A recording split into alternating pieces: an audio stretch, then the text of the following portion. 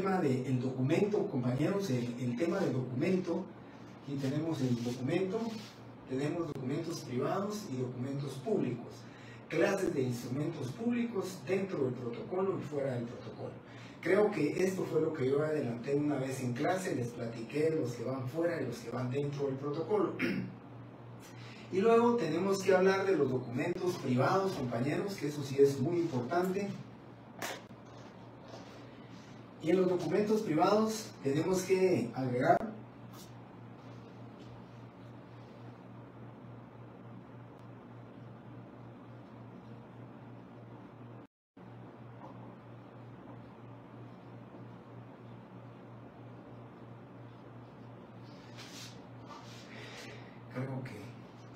creo que sí lo leen ahí, si no...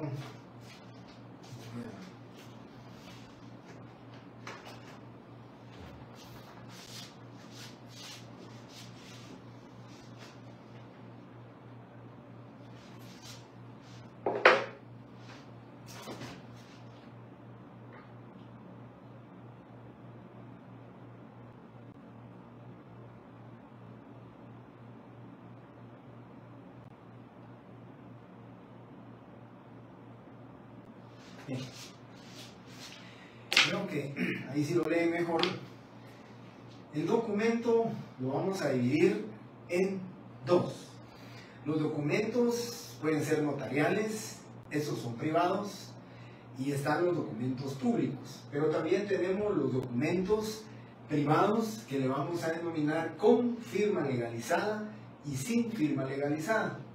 Lo importante es que comprendamos, compañeros, al inicio de esta clase, que los documentos solamente los pueden hacer, o el documento lo va a hacer un funcionario público, un ente privado, una persona privada, lo puede hacer un notario, a eso le vamos a llamar documentos notariales.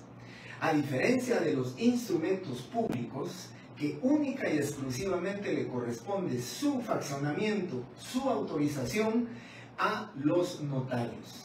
Así que instrumentos públicos, única y exclusivamente los notarios lo pueden hacer.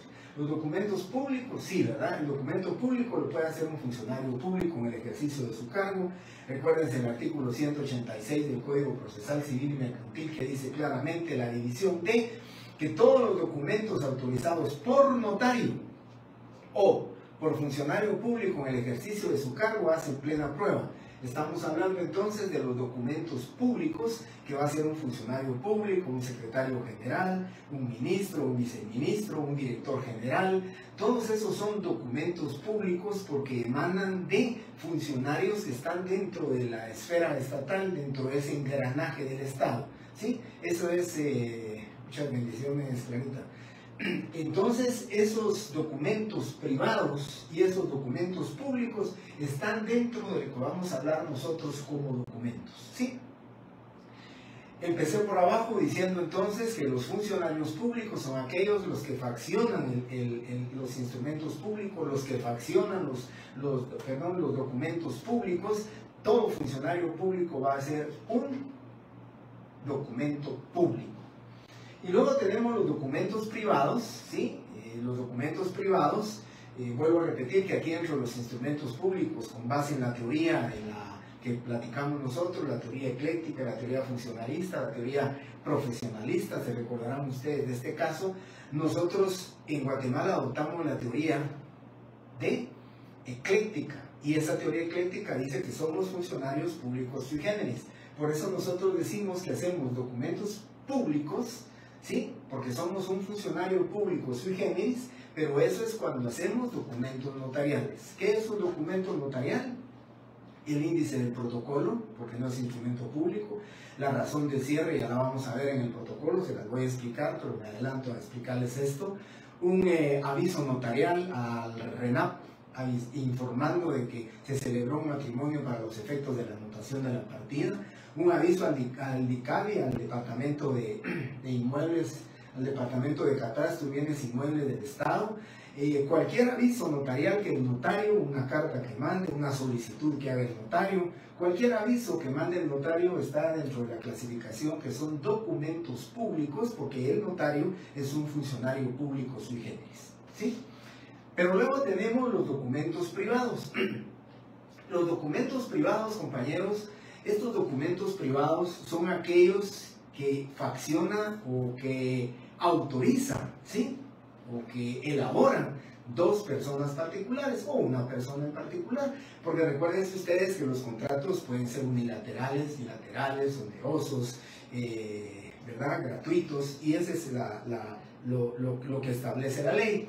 Entonces nosotros decimos que hay documentos privados con firma legalizada y documentos privados sin firma legalizada.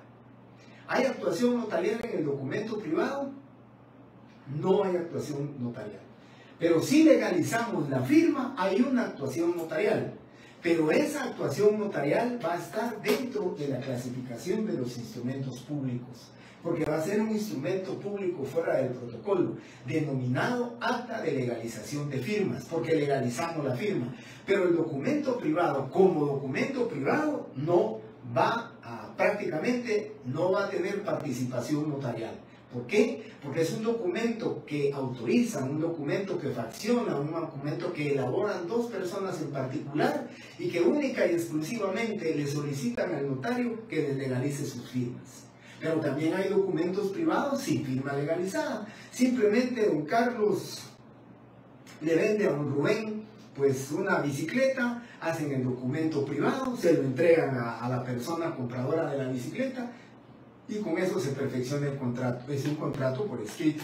Recuérdense que puede haber contratos verbales también. Pero eso significa entonces que vamos a dar la clasificación de documentos privados con firma legalizada y documentos privados sin firma legalizada. Hay algo importante aquí, compañeros, cuando me dicen a mí no hay participación del notario, no elabora el notario un documento privado. Claro que lo puede elaborar, pero no tiene responsabilidad, no tiene participación dentro de qué. Dentro de establecer si hay representación legal, establecer si hay capacidad legal de las partes, establecer si hay un acuerdo de voluntades. Eso no es prácticamente parte, ni forma parte del contenido del documento privado si es elaborado por un notario. Simplemente el notario elabora el documento privado, pero no tiene ninguna responsabilidad. Cuando nosotros hablamos de documentos privados con firma legalizada, por favor regresen su mente al tema de sistemas notariales, el sistema sajón. ¿Por qué les decían firmones? ¿Por qué les decían que simplemente eran testigos profesionales? Porque ellos se limitaban única y exclusivamente a legalizar la firma de las personas que estaban firmando. Eso se limita. Y cuando nosotros en Guatemala hacemos un documento privado cuyas firmas las legalizamos, estamos actuando puros sajones. Porque nosotros solo estamos legalizando la firma de don Carlos y de don Rubén, y nuestra responsabilidad se limita única y exclusivamente a que la firma de Carlos y a que la firma de Rubén sean las que se dice que ahí están puestas. Y si no, mi argumento, ya miraremos también las actas de legalización en su momento oportuno, pero mi argumento legal debe descansar en el artículo 57 del Código de Notariado, donde si ustedes lo miran, si ustedes lo notan, dice: la auténtica no prejuzga acerca de la validez del documento, ni de la capacidad ni personería de los signatarios o firmantes. Eso significa que cuando legalizamos nosotros firmas, no importa que en el documento privado el objeto no sea lícito. No importa que sea un menor de edad que esté vendiendo, porque esa no es mi responsabilidad de yo determinar la capacidad. No importa que alguien diga, se arrogue y diga yo soy el mandatario judicial de alguien aunque no lo demuestre, porque el notario no va a calificar, porque el notario no tiene obligación dentro de un documento privado, por su falta de participación en asesoría, en dirección, en recepción, en modelar la voluntad de las partes. Prácticamente el documento privado con firma legalizada es un documento privado, homologándolo al sistema sajón. Simplemente firmones, simplemente legalizamos el documento, simplemente decimos que la firma que está puesta ahí en presencia del notario es diferente.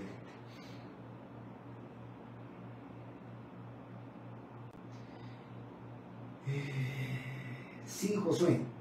Es correcto. Muchos notarios que no dan aviso al ICABI de la compraventa de inmuebles, ¿será que solo con pagar la multa y no dar aviso subsanan eso?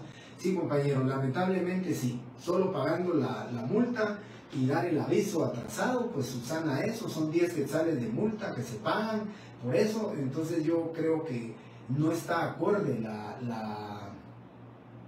llamemos la realidad económica del país, no está acorde a esa multa. Una multa de 10 quetzales ahora a nadie, a ningún notario le va a preocupar, ningún notario le va a afectar su bolsillo y entonces dirá, bueno, cuando me pidan el aviso lo voy a dar. Esa es una irresponsabilidad del notario, esa es una responsabilidad, se recuerdan ustedes, administrativa y disciplinaria por parte del notario, que el notario debe de cumplir con dar sus avisos y dar sus obligaciones. Recuérdense que aquí el más perjudicado no va a ser la administración pública, no va a ser el ICABI, no va a ser el Estado, porque el Estado le seguirá cobrando al vendedor, al pasado vendedor o al pasado a propietario. Él tendrá que seguir pagando el impuesto del IUSI, a él le seguirán cobrando y él tendrá que, el notario no da el aviso del nuevo cambio de titular, entonces el anterior propietario tendrá que pagar. Será él el que tendrá que estar buscando al notario para que dé el aviso, descargue la matrícula y ya pueda hacerse el pago correspondiente del impuesto por parte del nuevo comprador una vez se haya dado el aviso. Por eso es importantísimo, ¿verdad? Les decía yo, cumplir con estas obligaciones, ¿sí? Kikiberta Silvana, muy buenas noches, compañeros, nuevamente a todos, muy buenas noches. Bien, entonces, compañeros, les decía a ustedes estos documentos privados con firma legalizada y documentos privados sin firma legalizada. ¿Qué otro interés tenemos nosotros de hablar de los documentos privados con firma legalizada? ¿Qué interés tenemos? Pues tenemos un interés importante. A mí me decían, ¿el notario puede elaborar un documento privado? Claro que lo puede elaborar porque él tiene el conocimiento, porque él es el que conoce, como perito en derecho es el que conoce las instituciones, los contratos, las instituciones jurídicas de cada uno de los contratos que son relevantes, ¿verdad?, dentro de lo que es el historial notarial. Pero, por supuesto, vuelvo a repetir, no tiene participación el notario. No dice ante mí, Jorge Mario Álvarez Quiroz, notario, no lo dice. Simplemente el notario lo puede elaborar. Y prueba de que sí lo puede elaborar, compañeros, es el artículo 109 del Código Notariado en el numeral 13, que les marqué y les dije que eso no venía en el examen, pero aquí sí es importante remarcarlo. Dice, por la redacción de un documento privado o la elaboración de una minuta, los notarios cobrarán la mitad de los honorarios que les corresponderían. Eso significa que el notario sí está facultado, compañeros, para que pueda elaborar un contrato privado. Él lo va a elaborar.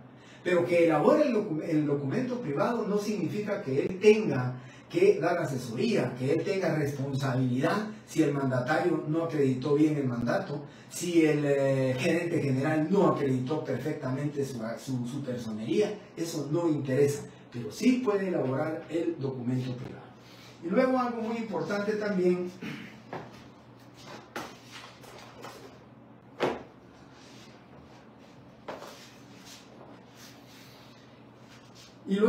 tenemos algo muy importante, compañeros. El documento privado con firma legalizada, ¿a qué conclusión llegamos con respecto a su diferencia? ¿Qué diferencia vamos a encontrar? Pues no basta decir que uno tiene legalizada la firma y otro no lo tiene. Jurídicamente y desde el punto de vista procesal, ¿verdad, compañeros? Tenemos los juicios de ejecución en vía de apremio y luego también tenemos los juicios de ejecución, tal como se le llama. Y dice el juicio ejecutivo.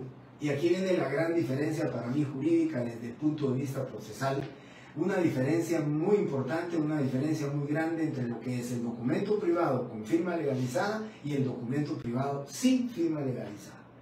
Cuando el documento privado es sin firma legalizada, no tiene participación en nada el notario, ni en el documento, mucho menos en la legalización, ¿verdad, compañeros? No tiene en nada. El documento privado no tiene absolutamente nada si lo hacemos sin firma legalizada. Esa es la diferencia. Pero aquí tenemos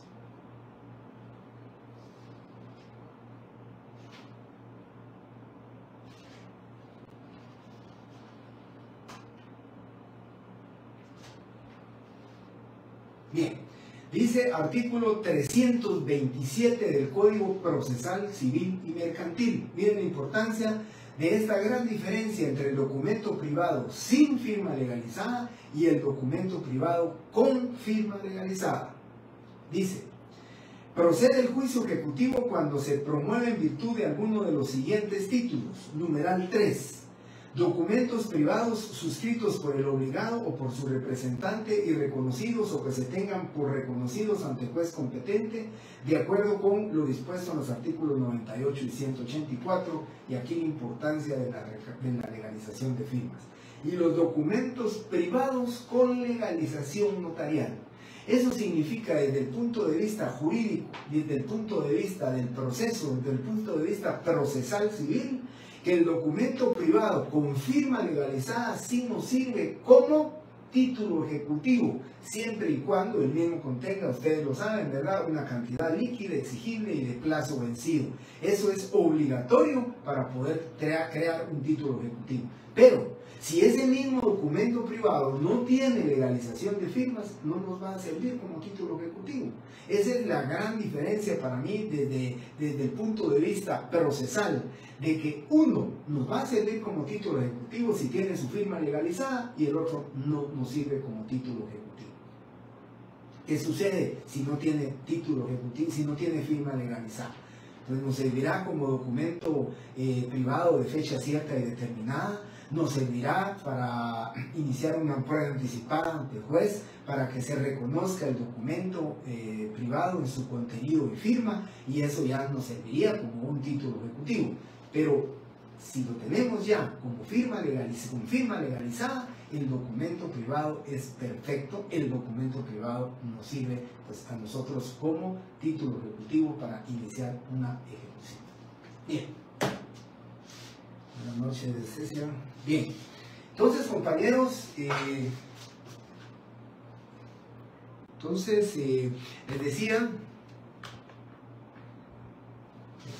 decía que aquí tenemos los documentos privados con firma legalizada, documentos privados sin firma legalizada, los documentos públicos, ¿sí?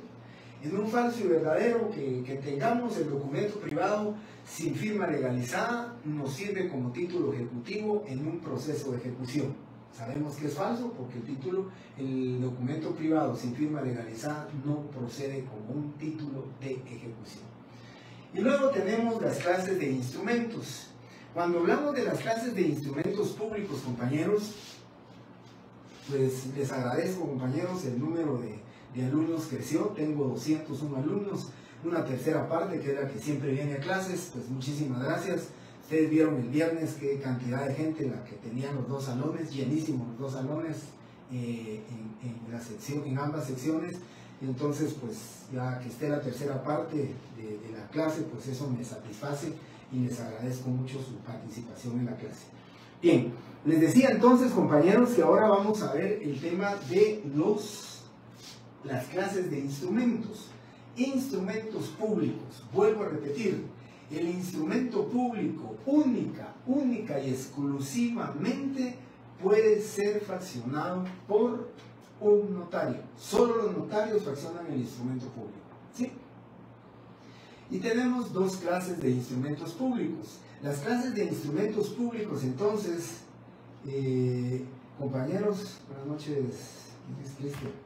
Bien, las clases de instrumentos públicos, entonces, compañeros, les decía a ustedes, están dentro del protocolo, también llamados, ¿sí?, protocolares y también llamados principales. Entonces, los instrumentos públicos dentro del protocolo, ¿sí?, principales y protocolares, porque van dentro del protocolo. Y la otra se le denomina fuera del protocolo, la otra clasificación, fuera del protocolo, secundarios o extraprotocolares. De tal manera que ustedes pueden decidir cómo llamarlos: principales, protocolares o dentro del protocolo, o a estos llamarlos fuera del protocolo, extraprotocolares o simplemente denominarlos secundarios. Esa es la situación de cómo van ustedes a dividir esas clases de instrumentos públicos dentro del protocolo, fuera del protocolo. Y dentro del protocolo, compañeros, nos vamos al contenido del artículo 8 del Código Notariado. ¿Qué es el protocolo? El protocolo es la colección ordenada, ¿sí?, de instrumentos de escrituras públicas, actas de protocolización y razones de legalización de firma. Eso es prácticamente, compañeros, lo que nosotros vamos a hablar de instrumentos protocolares, instrumentos que van dentro del protocolo, ¿sí? Vuelvo a repetir. Artículo 8 dice que el protocolo es la colección ordenada, ¿sí?, de escrituras públicas, actas de protocolización y razones de legalización de firma. Esos tres instrumentos llamados protocolares dentro del protocolo o principales son la primera clasificación, ¿sí? Artículo 8 del Código Notariado. Pero su fundamento legal para la creación de los mismos, para las escrituras públicas como requisitos generales de todos los instrumentos públicos y básicamente de las escrituras públicas, quiero comentarles entonces que para las escrituras públicas deben ustedes de subrayar, deben ustedes de marcar el artículo 29 del Código Notariado. Artículo 29 del Código Notariado para las escrituras públicas. Artículo 29.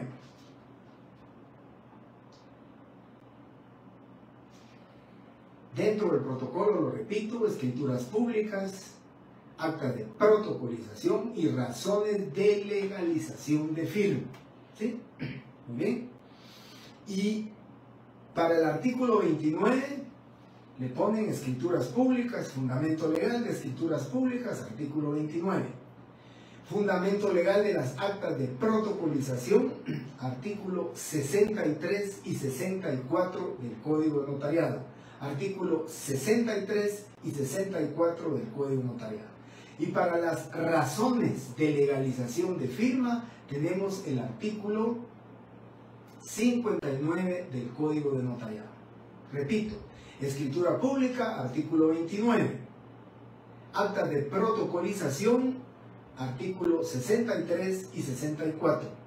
Y razones de legalización de firma, artículo 59. Estos instrumentos que acabo de mencionar son los llamados protocolares, principales o dentro del protocolo, y esa es su base legal de cada uno de ellos para los efectos del fraccionamiento de los mismos. Cada uno de ellos los miraremos primeramente Dios, si estoy con ustedes el próximo semestre, miraremos ya detenidamente una escritura pública, un acta de protocolización, una razón de legalización, un acta notarial y un acta de legalización de firma y de fotocopias. Dije entonces, tres instrumentos públicos protocolares, artículo 8, y su fundamento, y el artículo 29, el artículo 63 y 64, y el artículo 59, las actas de protocolización. Muy bien. Ahora, los documentos, los instrumentos públicos extraprotocolares, fuera del protocolo o secundarios, por favor, a estos son dos: las actas notariales, artículo 60 y 61 del Código Notariado, actas notariales que van fuera del protocolo, que no van en papel sellado especial para protocolos, y las actas de legalización de firmas, ¿sí? Artículo 55, literal A, y las actas de legalización de fotocopias de documentos, que es artículo 55, literal B. Esos son los fundamentos, ese es el fundamento legal de cada uno de estos. En el tema del documento, compañeros, les vuelvo a repetir a ustedes, en el tema del documento notarial, el documento del instrumento público, este tema es bastante corto, este tema ya lo habíamos platicado, es un tema muy importante, pero que les decía a ustedes que en una media clase podía dárselos. es el punto este del documento. Entonces simplemente resumo lo siguiente: el documento puede ser privado con firma legalizada, privado sin firma legalizada. La diferencia ya la dice, jurídicamente les dije cuál es la diferencia, procesalmente hablando cuál es la importancia. Los documentos públicos que cualquier funcionario público lo puede hacer, el mismo notario, un aviso notarial que mande al ICAE, que mande al RENAP, que mande a cualquier otra institución, a la ley de armas, al DIGECAM. Esos son documentos públicos que también llamados documentos notariales, pero están dentro de la clasificación de documentos públicos. Y luego tenemos las clases de instrumentos públicos dentro del protocolo, que ya les vuelvo a repetir, son escrituras matrices, actas de protocolización y razones de legalización de firma.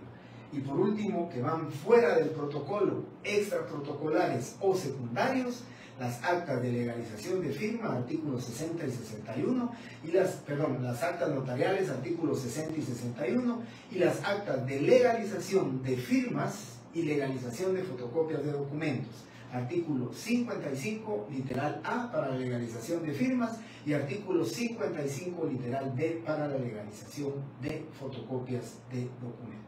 ¿Sí? Aquí la compañera Catherine nos ha hecho el favor de hacer un pequeño resumen para que ustedes lo tengan, ¿verdad?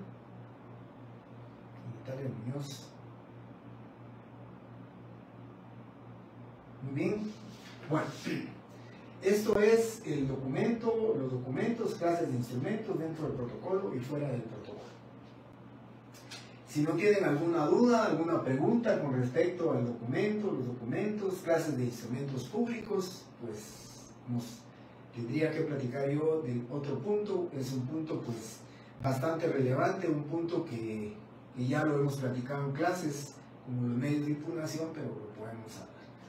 Oscar, actas notariales, 60 y 61, actas de legalización, 55 literal A y 55 literal B.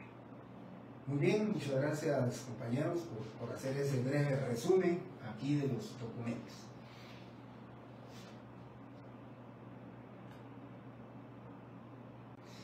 Rosemary, la razón de legalización de firma y la legalización de firma. La legalización de firma es un documento fuera del protocolo y la razón de legalización de firma es un documento dentro del protocolo. Lamentablemente quiero comentarles, compañeros, que la razón de legalización de firma es un instrumento público que la ley lo refiere, que la ley lo establece, pero que de verdad ningún notario lo cumple. Pero su diferencia estriba en que la razón de legalización de firma la legalización de firma genera la razón de legalización de firma. Dice el artículo 59 que de cada legalización de firma que el notario haga, deberá tomar razón en su protocolo. Imagínense ustedes, para un notario que legaliza, pues, estos notarios que se encuentran allá afuera de finanzas, que legalizan 50, 60 firmas diarias, imagínense ustedes, tendría que hacer 50 razones de legalización de firma en el protocolo. Entonces, por eso definitivamente yo me atrevo a decir que es algo que está en la ley, pero no está vigente, pero no es aplicable. Las razones, cuando miremos la razón de legalización de firma, yo se las daré, las justificaciones, pero la diferencia es que cuando usted hace una legalización de firma, dice la ley que tiene que ir al protocolo, número del instrumento público, razón de legalización, y hará constar que con fecha de hoy legalizó la firma de don Juan de Dios Álvarez Pinzón, ¿verdad? Cuya firma calza un documento privado de solicitud de cualquier documento privado, y entonces se hace constar, y eso prácticamente era como un archivo de todas las actas de legalización de firma que un notario hacía. Justificación si la hay. ¿Por qué? El Código Notariado del año 1943, me atrevo a decir que en el año 1943 probablemente, si mucho, había unos 20 notarios, y cada notario posiblemente tal vez legalizaba 1 o 2 firmas al mes, y entonces pues estaba esta obligación notarial para el notario de tomar razón en su protocolo. Todos sabemos que ahora la celeridad de los procesos notariales esa cantidad de transacciones notariales, cantidad de legalización de firmas que ahora existe con este número tan grande de habitantes que tiene la República de Guatemala, pues definitivamente, ¿verdad, compañeros?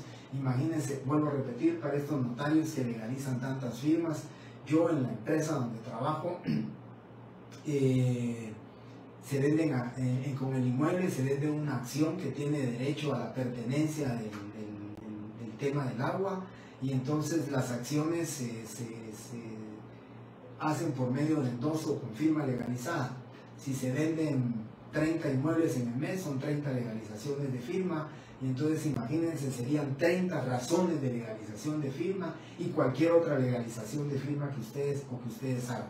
Cuando ustedes se gradúan, tienen que llevar legalizada su firma. Cuando ustedes hagan su examen técnico profesional, tienen que llevar legalizada su firma en ambas fases privadas. Tendría el notario que tomar razón de legalización de firma. Y por eso, vamos a repetirles, es vigente el artículo, pero nadie lo aplica y definitivamente no lo pueden hacer. Con la tecnología, sí, Rosy, tantos documentos que se piden para legalizar, imagínense ustedes. Solo que en el tema de que creo que Rosy me está diciendo cuántos documentos se piden a legalizar, son fotocopias, ¿verdad? En las fotocopias legalizadas es otro instrumento público que va fuera del protocolo, pero que aquí no habría necesidad de hacer ninguna razón. La ley solamente peculiarmente, ¿verdad?, así de manera particular, establece y determina que deben de legalizarse, que deben de tomarse razón de legalización de firmas a todas aquellas firmas que el notario legalice, ¿verdad?, y que debería de llevar un control, pero que definitivamente no se puede llevar.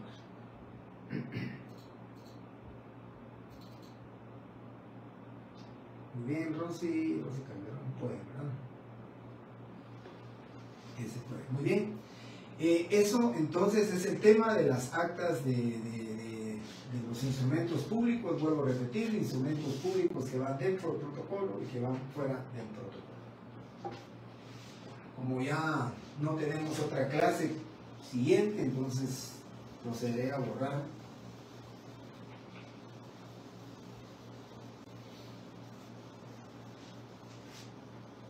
Bien. Y ahora tenemos el punto número 10 del programa, compañeros. Creo que vamos a terminar bien. Tenemos todavía más o menos unos 25, 30 minutos.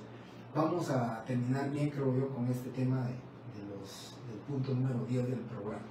Si no tienen alguna duda del punto anterior, comienzo entonces con la eficacia del instrumento público. Valor probatorio, medios de impugnación, nulidad de forma, falsedad material y falsedad ideológica. Bien. Cuando hablamos de la eficacia del instrumento público, vamos a hablar del valor probatorio.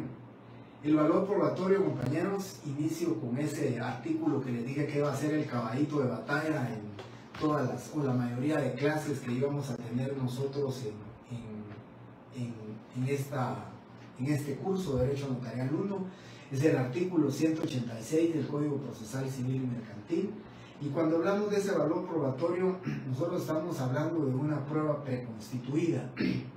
Nosotros de manera, llamémosle, inmediata, ¿qué es lo que vamos en búsqueda del faccionamiento de un instrumento público? Cuando alguien busca a un notario, cuando alguien le solicita a un notario el faccionamiento, la autorización de una escritura pública que contenga un contrato de compraventa. Compañeros, ¿cuál es el fin inmediato que busca el comprador? ¿Cuál es el fin inmediato en búsqueda que va el vendedor?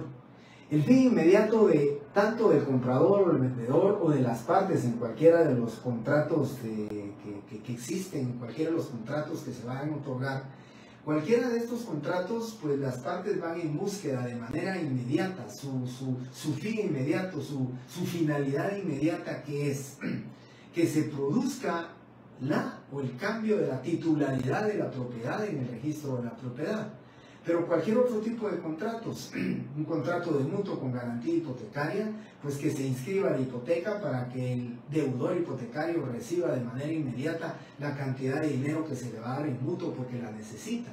un contrato de donación entre vivos, pues necesariamente también, ¿verdad? Ese contrato de donación entre vivos, lo que necesita de manera inmediata las partes es de que se inscriba la donación para que produzca los efectos ya de una nueva titularidad de la propiedad en el registro de la propiedad.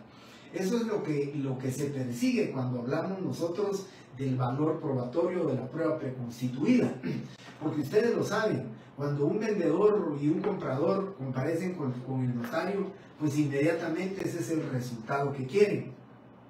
Pero de manera inmediata, o para larga vida, o para perpetuidad, ¿qué es lo que van buscando?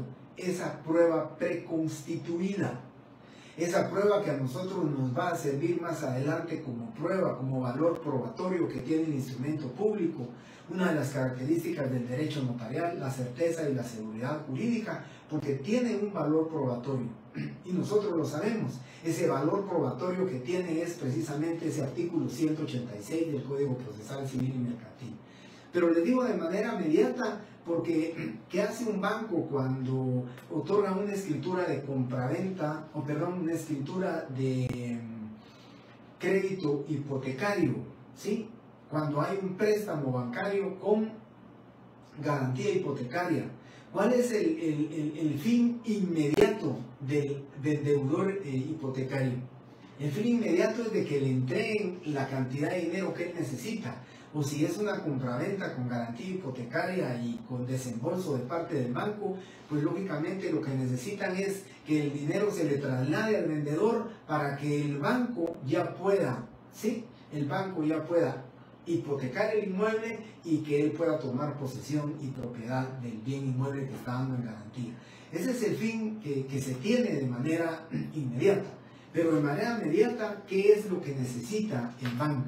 Es una prueba preconstituida, por si en un momento determinado el deudor hipotecario no cumple con sus obligaciones, si mensualmente no paga la cuota, si mensualmente se atrasa con los intereses, pues definitivamente, compañeros, aquí lo que va a suceder es que el banco va a ejecutar la hipoteca y lógicamente se hará suya, pero eso podrá ser dentro del plazo del contrato. Por eso esa prueba preconstituida que se tiene tendrá duración por todo el plazo del contrato.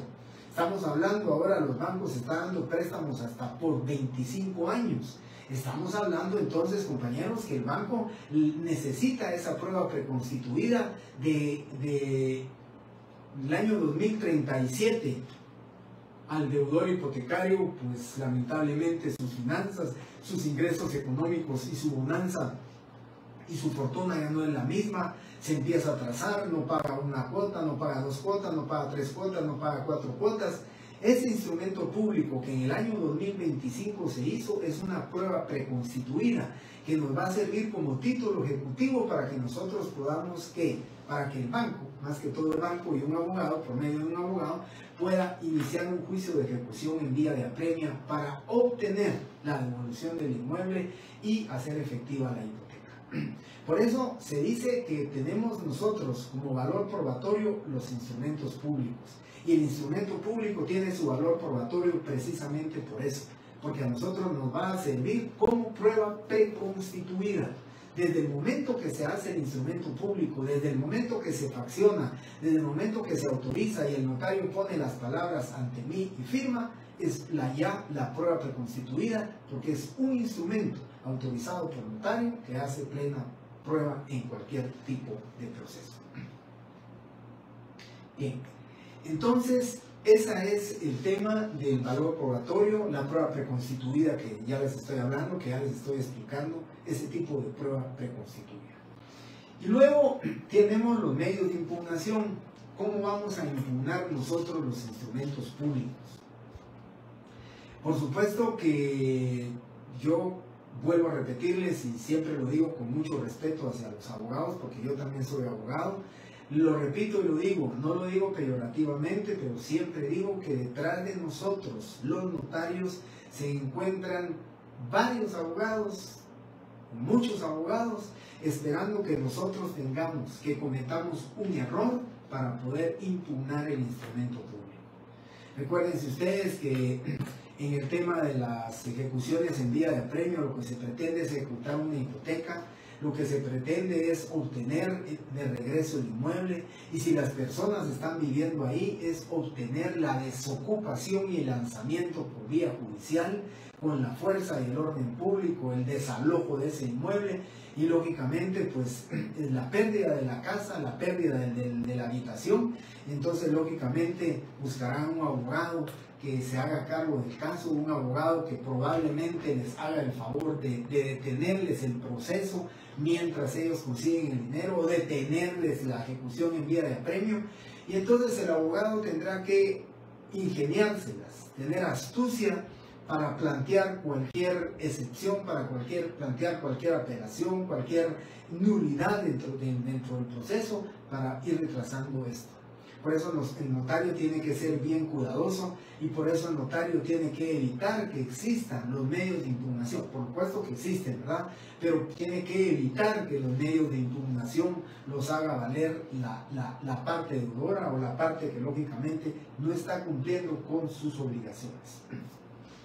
De esa cuenta, compañeros, tenemos, en este caso, tenemos como medios de impugnación dos formas: la nulidad y la falsedad. Nosotros podemos impugnar el instrumento público por medio de la nulidad y por medio de la falsedad. Pero la nulidad se va a dividir en nulidad de forma y nulidad de fondo.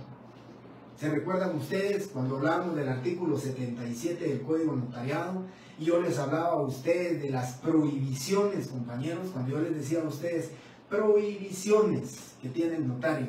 Y dentro de las prohibiciones decía que el notario podía, con las palabras por mí ante mí, autorizar las escrituras de ampliación que únicamente tengan como objeto enmendar errores de forma, que no sean de los contenidos en el artículo 96, que era la enmienda del protocolo. Pero eso significa, compañeros, que nosotros tenemos en la nulidad tenemos dos maneras de impugnar el instrumento público. A saber, primero veamos la nulidad de forma. La nulidad de forma dice artículo 32. Por favor, tomen nota del artículo 32. Tomen nota de este artículo 32.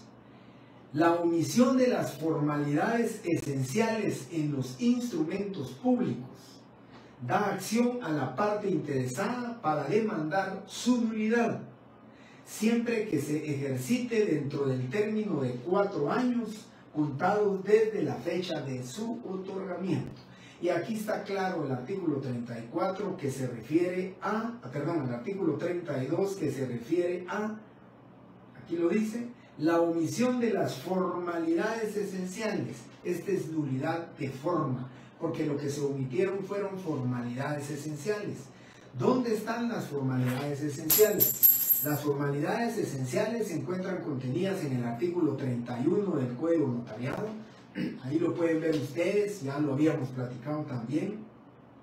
El artículo 31 refiere 6 formalidades esenciales del instrumento público.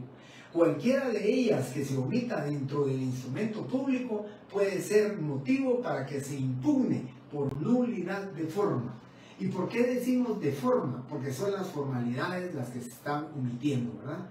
Se omite una formalidad, el apellido, el nombre completo de uno de los otorgantes, esos requisitos esenciales del instrumento público, lo que refiere la ley, pues ahí estamos hablando de nulidad de forma. Y para que proceda, dice la nulidad de forma, debe de plantearse la misma dentro del término de 4 años contados desde la fecha de su otorgamiento. Este es un plazo de 4 años, compañeros. Mucha atención, pónganle atención a este plazo de 4 años, que es el tema de la nulidad de forma. Puede plantearse dentro de los 4 años siguientes. Dice omisión de requisitos esenciales. Así que es importante que ustedes conozcan los requisitos esenciales. Puedo preguntar en el examen final 2 requisitos esenciales, que en la opción correcta habrán 2 requisitos esenciales, y los requisitos esenciales están contenidos en el artículo 31 del Código de Notariado. Lugar y fecha de otorgamiento, nombre y apellidos o apellidos de los otorgantes, razón de haber tenido a la vista los documentos que acrediten la representación legal, la intervención de un intérprete cuando el otorgante ignora el español, la relación del acto o contrato con sus modalidades y las firmas de los que intervienen en el acto o contrato. Cualquier omisión de estos requisitos, de estos 6 requisitos contenidos en el artículo 31 del Código Notariado, cualquier omisión que se tenga de eso, entonces nosotros, compañeros, debemos de pensar que va a haber una nulidad de forma. Vamos a impugnar el instrumento público con respecto a la forma, ¿verdad? Es el contenido, no el continente, ¿verdad?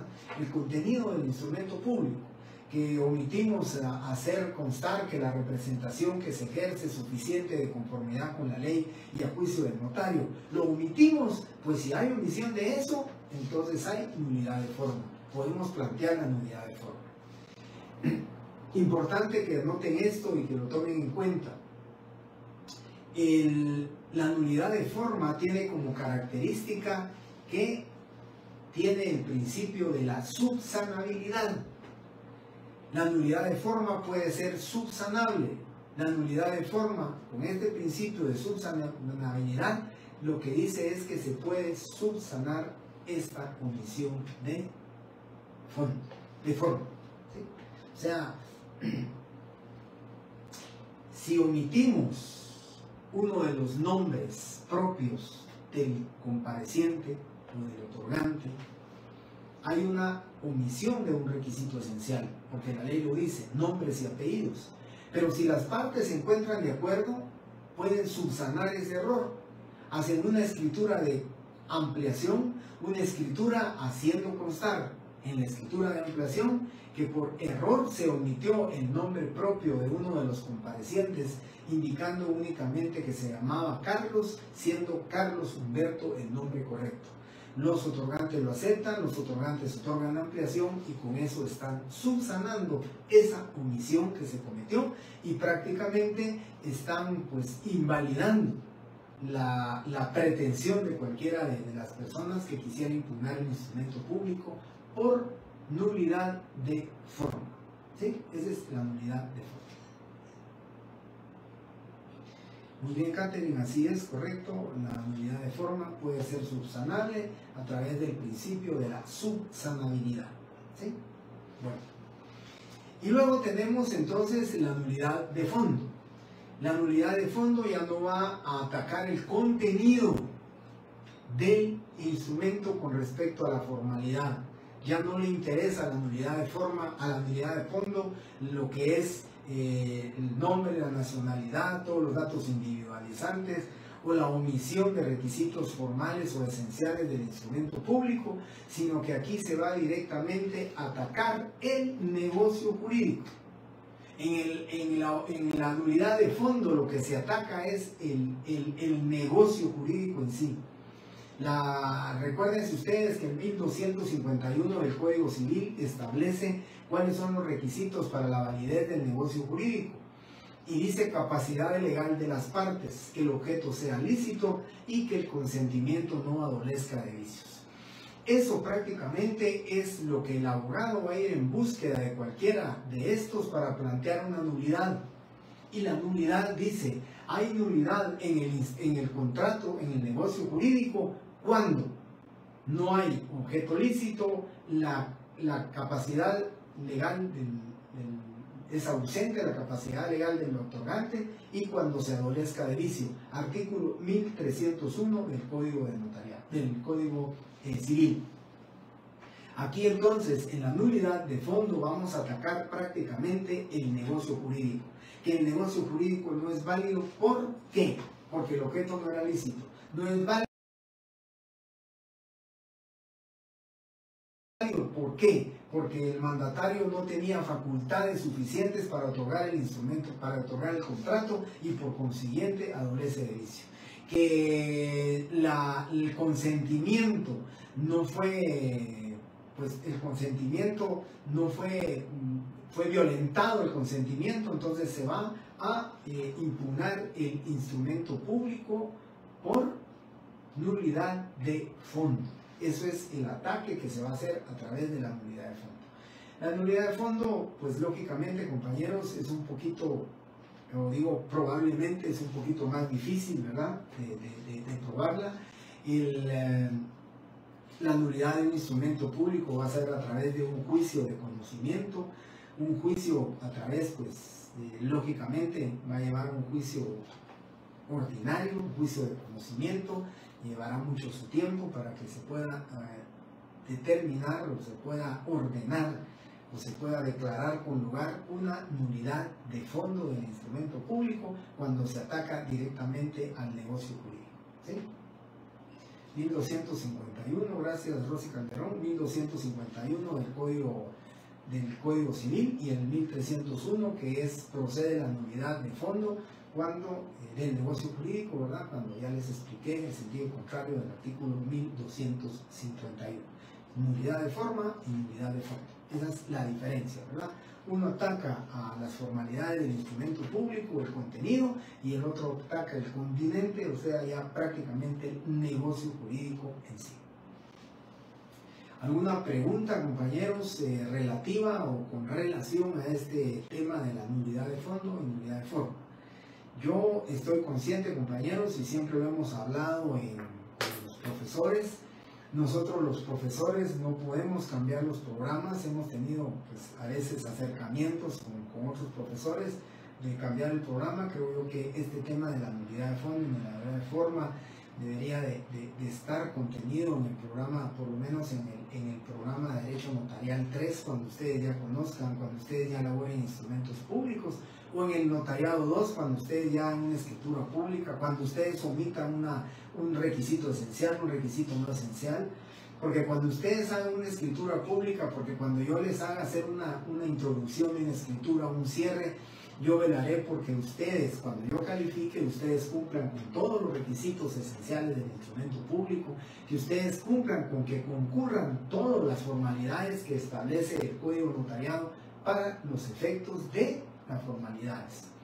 Yo prácticamente el siguiente semestre lo que voy a calificar es evitar una nulidad de forma, porque la nulidad de fondo lo tendrán que ver ustedes directamente en su tema de Derecho Procesal Civil y Mercantil. Ahí hablarán ustedes de un tema de conocimiento, de nulidad del instrumento público, de nulidad de forma.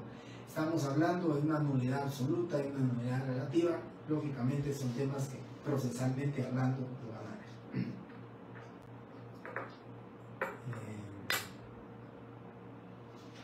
Berta, no le entendí el NOLIC, pero si me lo puede aclarar o me lo puede explicar, con mucho gusto lo aclaro. Bien.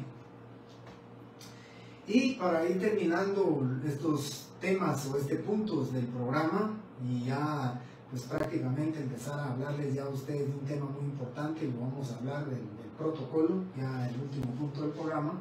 Para ir terminando con esto, entonces tenemos ahora el tema de la falsedad. Recuérdense que en el tema de la nulidad estamos hablando en aspecto puramente civil, ¿verdad? Una responsabilidad civil. Todo daño debe indemnizarse. Todos los daños que se provocan, daños y perjuicios, deben de indemnizarse. En el tema de la nulidad, pues estamos hablando de una nulidad de forma y una nulidad de fondo.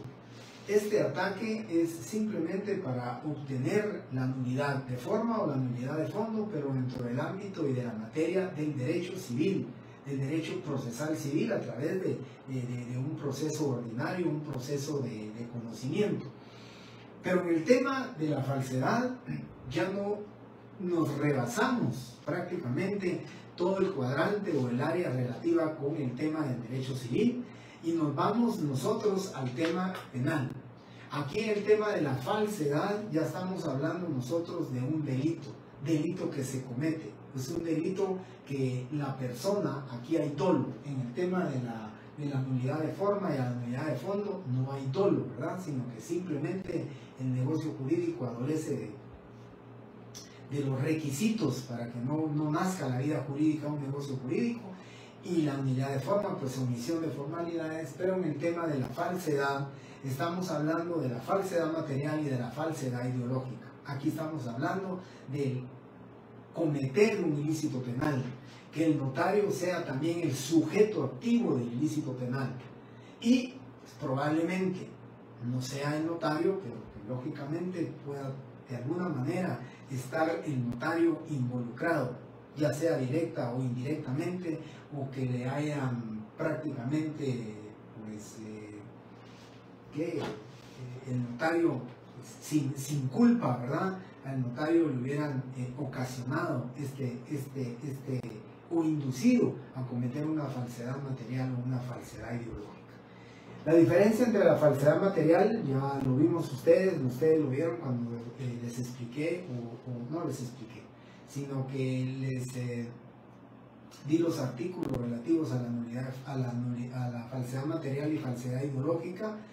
Les quiero comentar que la falsedad material, o sea, la falsedad material es el delito aquel por el cual una persona crea un instrumento, un documento, lo crea o altera un instrumento público, un documento público o un documento verdadero, la alteración del mismo, o sea, borrar, o sea, atestar, o sea, tachar, o sea, alterar un instrumento público, pues, original, un verdadero, o simplemente la creación de un instrumento público falso. Cuando se utilizan hojas de papel sellado especial para protocolo falsas, cuando se utiliza la hoja y se hace un instrumento público que no existe, que se falsificó el sello, que se falsificó la firma, eso estamos hablando nosotros de una falsedad material, ¿sí? La falsedad material, pues lógicamente creo yo que va a ser un tanto mucho más fácil el poderla demostrar, porque con peritajes, estudios grafotécnicos, la dactiloscopía también, que es muy importante en estos temas, se podrá determinar la falsedad material que existe dentro del instrumento público, ¿verdad?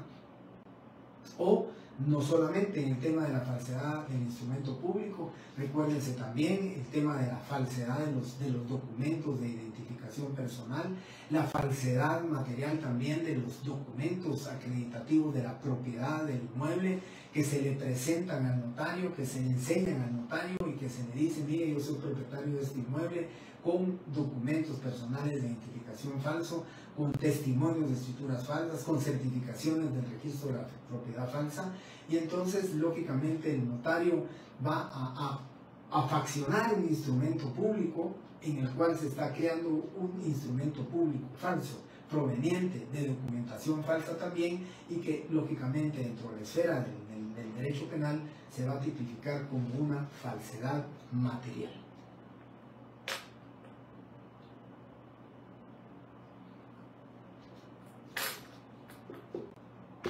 Josué Pérez, sí. Miren, compañeros, yo les decía a ustedes, esto es muy preocupante, muy preocupante. Yo se los dije a ustedes en expedientes de este canal 23, TN23, pues yo vi una historia de una persona que a través de esta falsedad material, pues le quitaron, a través de un fraude, le quitaron un inmueble ahí, un fraude de Villahermosa. Todavía están en el juicio de obtener la nulidad, o obtener la nulidad del negocio jurídico, o bien obtener la declaración de falsedad material del instrumento público. Eso es lo que andan en búsqueda. Pero recuérdense que el tema de esta es que son grandes bandas de fraudulentas, de personas inescrupulosas, que lógicamente también, ¿verdad?, desafortunadamente un grupúsculo de malos notarios se prestan a la elaboración de instrumentos públicos o a la creación de instrumentos públicos donde hay mucha falsedad, no solamente la falsedad que ocurre con la presentación de documentos que son públicos falsos, ¿verdad?, sino que también pues la falsedad que malos notarios hacen consignar dentro de los instrumentos públicos, la comparecencia de personas que suplantan la identidad personal de una persona, y entonces lógicamente hacen caer al notario pues en este tema de la falsedad material. Regularmente el notario casi siempre es llamado al Ministerio Público como testigo, ¿verdad?, a menos que se le involucre directamente sobre ser también digamos, persona activa dentro del cometimiento de este delito, pues lógicamente también ya sería él consignado, ¿verdad? O denunciado por falsedad material. Pero en el tema de la falsedad material sí hay mucho tema de fraude, ¿verdad?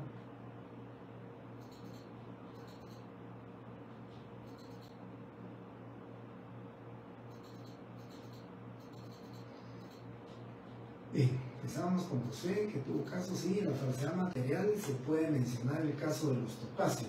Sí, miren, el tema del caso de los topacios es un caso muy delicado, ¿verdad, compañeros? Que aquí hasta pues, personas que se vieron involucradas no solamente en el delito de falsedad, sino que en el delito de asesinato, en el delito de homicidio en grado de tentativa, cuánto no ocurrió, ¿verdad? En todo este desarrollo de las falsedades que se cometieron, ¿verdad? Es un grupo muy grande de personas que lógicamente conocen el derecho notarial, que lógicamente si ese conocimiento, si esa intelecto que tienen para elaborar el fraude lo dieran a la sociedad para crear buenos instrumentos públicos o crear instrumentos públicos correctamente, pues estaría bien, ¿verdad? Pero ellos simplemente lo utilizan, ese es su conocimiento, su habilidad, su astucia o su fraudulencia, pues la utilizan exclusivamente para hacerle daño a la sociedad, ¿verdad? Con temas de fraudulento. Yo pues le decía, Natalia comenta aquí el caso de los topacios, ustedes lo saben, ahí estaban involucradas muchas personas y cuando ya se dieron cuenta que los estaban acorralando, pues fue cuando ya hubo hasta homicidios, ¿verdad? Yo recuerdo de una persona que había comprado, aquí en Prados de Villahermosa había comprado muchos bienes, muchos terrenos, un ingeniero, y lamentablemente le falsificaron su firma. 3 de los, creo que eran 18 terrenos los que él tenía, 3 terrenos le fueron, pues de manera fraudulenta, se le fueron quitados. Hubo una inspección en protocolo, yo había hecho la estructura original, hubo una inspección en el protocolo, pero lo más evidente es que esta persona, pues yo les comento, esta persona estuvo pues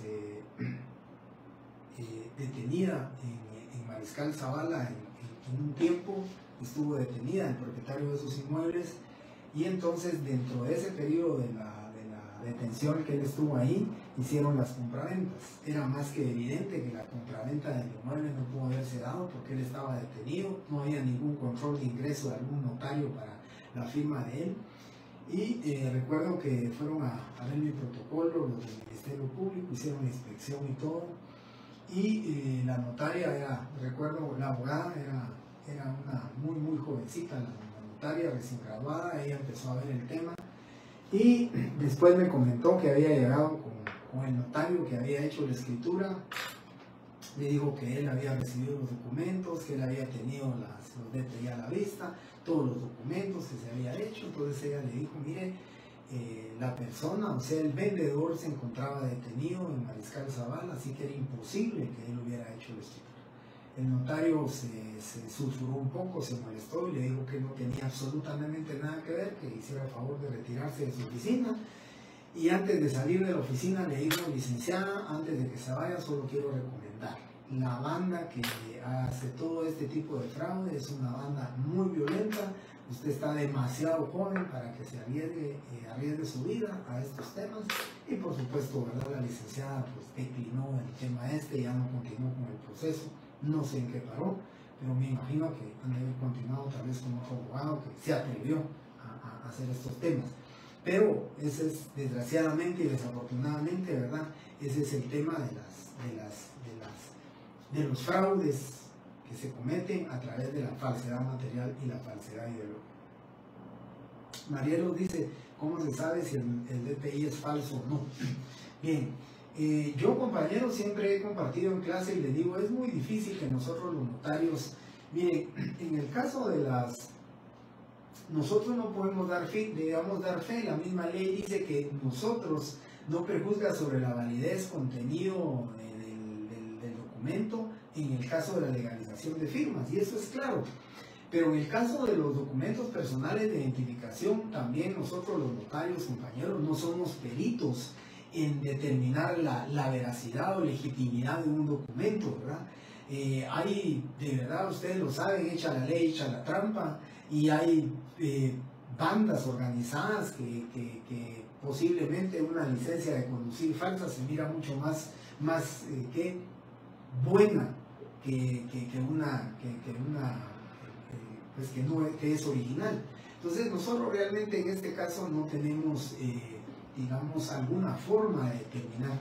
Fíjense que hace mucho tiempo el Registro Nacional de las Personas, el director, que era Mario Sánchez, comentó la idea que tenía el Instituto Guatemalteco de Derecho Notarial. Había hecho una solicitud para que a los notarios se le vendiera el aparato que utilizan en los bancos para poder chequear el DPI, y entonces pues de alguna manera ese dato únicamente le iba a dar datos no sensibles, pero por lo menos con el chip se podía determinar la veracidad. La razón del por qué ya no se hizo, por qué ya no el notario pudo adquirir este aparato para poder chequear, no sé, pero hubiera sido algo interesante porque de alguna manera ahí sí teníamos forma de verificar que el documento personal de identificación fuera evidente. Yo no sé si la compañera que está preguntando, Marielos, estuvo en una de las clases que yo le comenté. Cuando yo tengo duda, más que todo les digo, más que todo del DPI del vendedor, ¿verdad? A mí me preocupa el DPI del vendedor. El vendedor es el que uno tiene que tener la astucia de determinar, ¿verdad?, la identidad de la persona. Pero yo les soy sincero, compañeros, ahora les pido 2 o 3 documentos de identificación. La banda que anda cometiendo fraudes lo que hace es falsificar el DPI, pero no creo que tengan o su mente llegue a que el notario les pida 2 documentos. Entonces yo regularmente les pido el DPI, mire, quisiera ver su licencia, su carnet de afiliación del IX, cualquier otro documento pues, que sea público, ¿verdad? Que un carnet de identificación que ustedes tengan o algo, necesito por favor que me presten otro documento. Y entonces yo llego a la conclusión que sería muy difícil que la persona vaya a falsificar licencia y vaya a falsificar DPI. Regularmente pido 2 documentos. Si no tienen los 2 documentos, me atreví, yo lo conté una vez, me atreví una vez a decirle que él dijo que era bachiller y me dijo que vivía cerca de la oficina. Le dije, necesito otro documento, o sea, en esa época era cédula. La cédula me la llevó, pero dudé y le dije, bueno, si usted es bachiller, tiene su título de bachiller, sí, me dijo. Entonces, si me dijo que vivía por aquí cerca, voy a traérmelo, aunque sea encuadrado, pero quiero verlo. Y de verdad se los comenté, jamás regresó esa persona. Ahí tengo la cédula de vecindad como recuerdo, y lógicamente pues lo que iba a hacer esta persona era un fraude, ¿verdad? Tenía una cédula de vecindad falsa. Pero son temas que, digo yo, uno debe ir pensando cómo hacerlo, ¿verdad? También un notario me dio a mí una idea muy buena, y a veces cuando tengo duda también lo hago. En el DPI está la fecha de nacimiento, y él me decía, mira, a la persona hay que decirle otra fecha de nacimiento, porque nadie no va a saber su fecha de nacimiento, ¿verdad? Entonces, si ustedes miran en el DPI 6 de mayo de 1970, pues así, ¿verdad? Comentar, mire usted de la misma fecha que nació mi mamá, del 18 de febrero del 70. Si la persona tiene falsificado el documento, lo más seguro es que le va a decir, sí, yo soy de esa fecha, ¿verdad? Pero la persona que no, le puede decir a usted o corregir la fecha, no, mire, yo soy del 6 de mayo de 1970, no soy de febrero. Digamos, circunstancias así o pequeñas preguntas, ¿verdad?, que ustedes deben hacerle, o la suspicacia que deben de tener para determinar que la persona no. Y ante todo también, ¿verdad?, yo siempre les he dicho a mis clientes, a mí no me digan que les surge que me van a pagar más, pero si lo hacen hoy mismo, yo me llevo mi tiempo, yo veo la finca, me tardo una semana, la consulto, la vuelvo a ver, vuelvo a revisar documentos, y cuando tengo la seguridad lo hago. Y si tengo la menor duda de que la persona no es el propietario del inmueble, prefiero decirles no lo hago, o me invento pues cualquier, ¿qué les decía yo a ustedes? Cualquier impedimento doctrinario me invento y no presto la función notarial.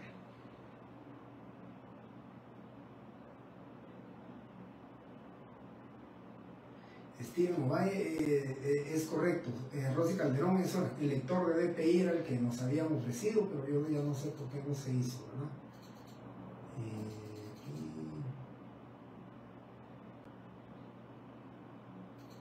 Sí, imagínense, yo estoy seguro, muchos notarios están involucrados, sí, imagínense, compañeros, notarios delincuentes, ¿verdad? Porque realmente eso se les llama. Chimaltenango también, ¿verdad? Imagínense ustedes qué tipo de notarios son estos, ¿verdad? Pero de ahí me decían un lector de DPI, Steven, podrían verificar el CUI a través de una...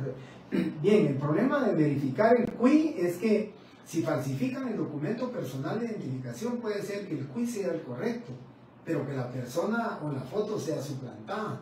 Entonces, con el CUI, yo llamo por teléfono y se dice, mire, con una certificación del CUI, pues si se da de manera inmediata y la fotografía es diferente, pues ya tiene uno la duda, ¿verdad? Ahí sí, por eso les digo, para mí, la suspicacia, compañeros, de uno, ¿verdad? El pensamiento de uno y poner uno, ahí sí que poner uno en alarmas, todos sus sentidos, ¿verdad? La percepción, lo que yo les decía, la recepción, cómo se va, digamos, la persona, ¿verdad? Cómo se desenvuelve la persona, si está nerviosa, hacer otro tipo de preguntas, todo, ¿verdad? Desde cuándo tiene el inmueble, por qué lo está vendiendo tan rápido. Mire, no, yo lo tengo desde el año 2020. Yo pensé que lo estaba vendiendo muy rápido. O sea, preguntas que vayan relacionadas con el tema de la propiedad, ¿verdad? Para que uno pueda tener certeza y seguridad de esto. Y como vuelvo a repetir, si tienen la menor duda, no hacer escritura pública, ¿verdad? Porque vamos a cobrar 1.500 por una escritura y después al abogado le vamos a pagar 5.000 para que nos acompañe a una primera declaración al Ministerio Público, al juzgado, pues yo creo que no vale la pena, ¿verdad?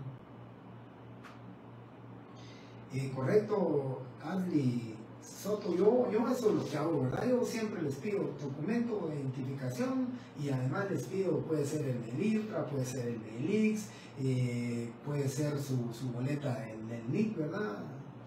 Aunque eso es un poquito más fácil, el número de identificación tributaria, pues podría ser un poco más fácil obtenerlo, pero de todas maneras, con 2 o 3 documentos que ustedes tengan, ya tienen la certeza de que la persona no los esté engañando, ¿verdad?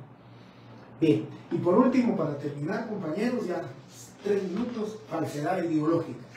La falsedad ideológica, compañeros, esta, pues según la doctrina notarial, ¿verdad? Es una de las falsedades o digamos, de medio de impugnar un poquito complicado, ¿verdad? La falsedad ideológica, porque la falsedad ideológica es hacer constar declaraciones que no fueron vertidas por la persona, o sea, por el comprador o el vendedor.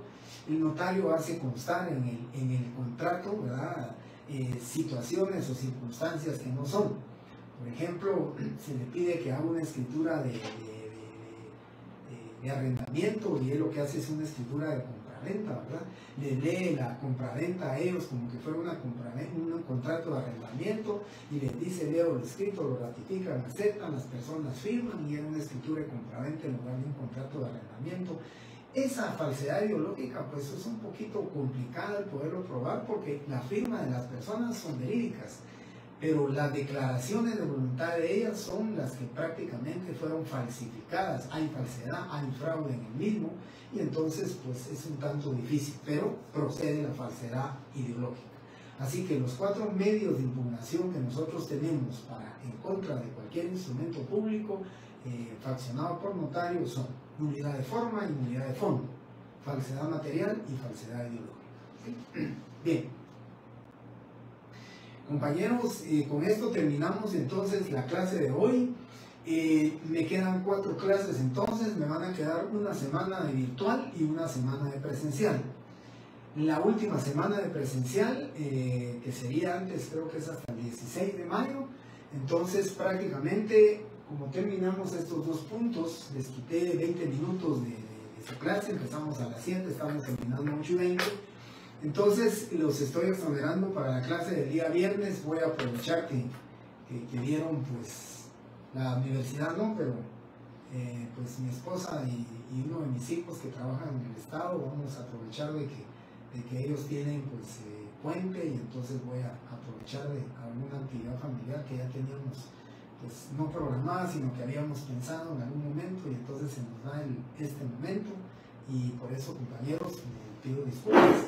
Nos miramos el día lunes de la próxima semana en virtual, en virtualidad de OEM 8, ahí sí siempre con los horarios correspondientes, ¿verdad? Que a la sección D estaré dándole a las 6 menos cuarto y a la sección C a las 7 de la noche. Muchísimas gracias, compañeros, por su tiempo, por su participación, porque terminamos con 190 alumnos, entonces solamente 10 se retiraron.